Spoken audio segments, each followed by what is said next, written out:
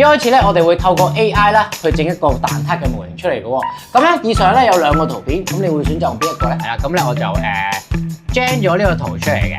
首先咧，我哋個底唔要嘅，因為貨容易啲打印同埋嗰個成功率% 高啲，令到佢容易啲打印嘅。如果咧我哋想對齊嘅時候咧，呢一個嘢唔升上嚟咧，我哋呢個就可以拉咗落嚟先嘅。咁啊印完啦，咁跟住咧我哋咧就會用呢個 UV 嘅滴膠啊去做呢個蛋撻蛋黃嗰個面嗰個令面嗰個感覺啦。其實咧我哋擠落去嗰陣時咧，其實佢已經填補咗嗰啲 3D 單嗰啲紋咁咧就照 UV 燈得㗎啦。咁啊長期 keep 住佢照啦，咁啊大概照1-2分鐘咁就 OK 㗎啦。咁如果你真係固化咗咧，咁佢就會有啲硬嘅感覺，咁就 OK 㗎啦。TikTok 嗰陣時咧，我咪畫咗呢個多少少嘅，啱啱好夠我哋砌落去嘅。咁你見到有啲咔咔聲，咁我而家咧就咁咧。